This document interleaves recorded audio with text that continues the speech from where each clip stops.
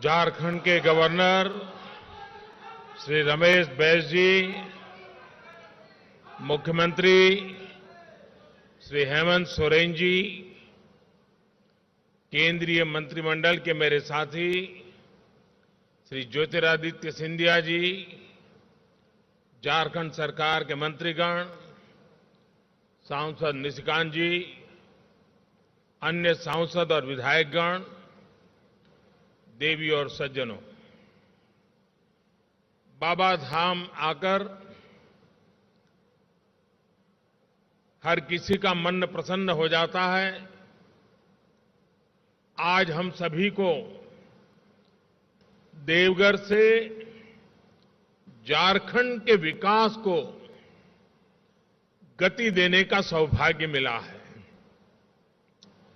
बाबा बैद्यनाथ के आशीर्वाद से आज 16,000 करोड़ रुपए से अधिक के प्रोजेक्ट्स का लोकार्पण और शिलान्यास हुआ है। इनसे झारखंड के आधुनिक कनेक्टिविटी, ऊर्जा, स्वास्थ्य, आस्था और पर्यटन को बहुत अधिक बल मिलने वाला है। हम सभी ने देवघर एयरपोर्ट को और देवघर एम्स, इसका सपना लंबे समय से देखा है। ये सपना भी अब साकार हो रहा है। साथियों, इन प्रोजेक्ट से झारखंड के लाखों लोगों का जीवन तो आसान होगा ही, व्यापार कारोबार के लिए, टूरिज्म के लिए, रोजगार स्वरोजगार के लिए भी अनेक नए अवसर बनेंगे। विकास की इन सभी परियोजनाओं के लिए मैं सभी झारखंड वासियों को बहुत बहुत बधाई देता हूं, अनेक अनेक शुभकामनाएं देता हूं। ये जो प्रोजेक्ट्स हैं, ये झारखंड में भले शुरू हो रहे हैं, लेकिन इनसे झारखंड के अलावा बिहार और पश्चिम बंगाल के भी अनेक क्षेत्रों से सीधा लाभ होगा। यानी ये परियोजनाएं पूर्वी भारत के विकास को भी गति देगी। साथियों, राज्यों के विकास से राष्ट्र का विकास, देश पिछले 8 वर्षों से इसी सोच के साथ काम कर रहा है। पिछले 8 वर्षों में हाईवेज, रेलवेज, एयरवेज, वाटरवेज, हर प्रकार से झारखंड को कनेक्ट करने के प्रयास में भी यही सोच, यही भावना सर्वोपरि है। आज जिन 13 हाईवे प्रोजेक्ट्स का लोकार्पण और शिलान्यास हुआ है, उनसे झारखंड की बिहार और पश्चिम बंगाल के साथ साथ बाकी देश के साथ भी कनेक्टिविटी मजबूत होगी। मिर्जा चौकी से फरक्का के बीच जो 4 लेन हाईवे बन रहा है, उससे पूरा संथाल परगना को आधुनिक सुविधा मिलने वाली है। रांची जमशेदपुर हाईवे से अब राजधानी और इंडस्ट्रियल सिटी के रांची जमशेदपुर हाईवे से अब राजधानी और इंडस्ट्रियल सिटी के बीच यात्रा का समय और ट्रांसपोर्ट के खर्च दोनों में बहुत कमी आएगी। पलामा गुमला सेक्शन से छत्तीसगढ़ तक वहां पहुंच बेहतर होगी। पारादीप पोर्ट और हल्दिया से पेट्रोलियम पदार्थों को झारखंड लाना भी और आसान हो जाएगा, सस्ता हो जाएगा। रेल नेटवर्क में भी जो आज विस्तार हुआ है, उससे पूरे क्षेत्र में नई ट्रेनों के लिए रास्ते खुले हैं। रेल ट्रांसपोर्ट और तेज होने का मार्ग बना है। इन सभी सुविधाओं का सकारात्मक असर झारखंड के औद्योगिक विकास पर पड़ेगा। साथियों, मुझे 4 साल पहले देवघर एयरपोर्ट का शिलान्यास करने का अवसर मिला था। कोरोना की मुश्किलों के बावजूद भी इस पर तेजी से काम हुआ और आज झारखंड को दूसरा एयरपोर्ट मिल रहा है। देवघर एयरपोर्ट से हर साल लगभग 5 लाख यात्रियों की आवाजाही हो पाएगी। इससे कितने ही लोगों को बाबा के दर्शन में आसानी होगी। साथियों, अभी ज्योतिरादित्य जी कह रहे थे, हवाई चप्पल पहनने वाला भी हवाई यात्रा का आनंद उठा सके, इसी सोच के साथ हमारी सरकार ने उड़ान योजना की शुरुआत की थी। आज सरकार के प्रयासों का लाभ पूरे देश में दिख रहा है। उड़ान योजना के तहत पिछले 5-6 सालों में लगभग 70 से ज्यादा नए स्थानों को एयरपोर्ट, हेलीपोर्ट और वाटर एरोड्रम्स के साथ उसके माध्यम से जोड़ा गया है। 400 से ज्यादा नए रूट्स पर आज सामान्य से सामान्य नागरिक को हवाई यात्रा की सुविधा मिल रही है।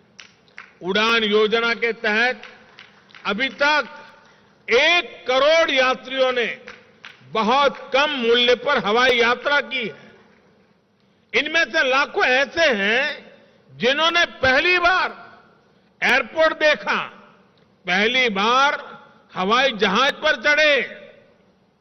कहीं आने जाने के लिए कभी बस और रेलवे पर निर्भर रहने वाले मेरे गरीब और मध्यम वर्ग के भाई बहन अब कुर्सी की पेटी बांधना ये भी उन्होंने सीख लिया है। मुझे खुशी है कि आज देवघर से कोलकाता के लिए फ्लाइट शुरू हो चुकी है। रांची, पटना और दिल्ली के लिए भी जल्द से जल्द फ्लाइट शुरू हो, इसके लिए भी प्रयास चल रहे हैं। देवघर के बाद बोकारो और दुमका में भी एयरपोर्ट्स के निर्माण पर काम चल रहा है।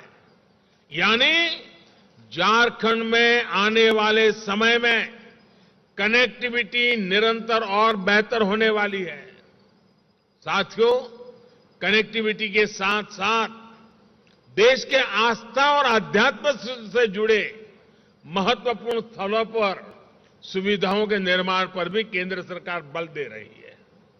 बाबा बैद्यनाथ धाम भी प्रसाद योजना के तहत आधुनिक सुविधाओं का विस्तार किया गया है। इस प्रकार जब संपूर्णता की सोच से काम होता है तो पर्यटन के रूप में समाज के हर वर्ग, हर क्षेत्र को आय के नए साधन मिलते हैं। आदिवासी क्षेत्र में ऐसी आधुनिक सुविधाएं इस क्षेत्र की तकदीर बदलने जा रही है।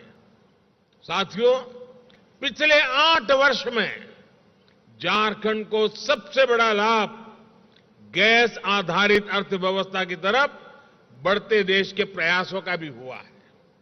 जिस प्रकार का इंफ्रास्ट्रक्चर पूर्वी भारत में था, उसके चलते गैस आधारित जीवन और उद्योग यहां असंभव माना जाता था।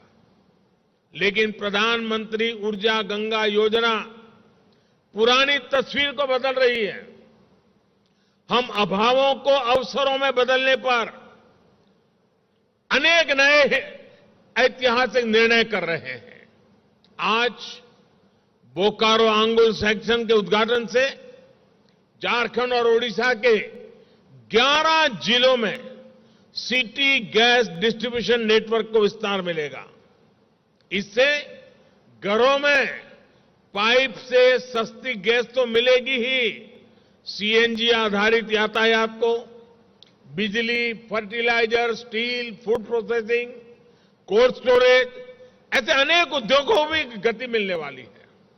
साथियों, हम सबका साथ, सबका विकास, सबका विश्वास और सबका प्रयास के मंत्र पर चल रहे हैं। इंफ्रास्ट्रक्चर में निवेश कर विकास के रोजगार, स्वरोजगार के नए रास्ते खोजे जा रहे हैं।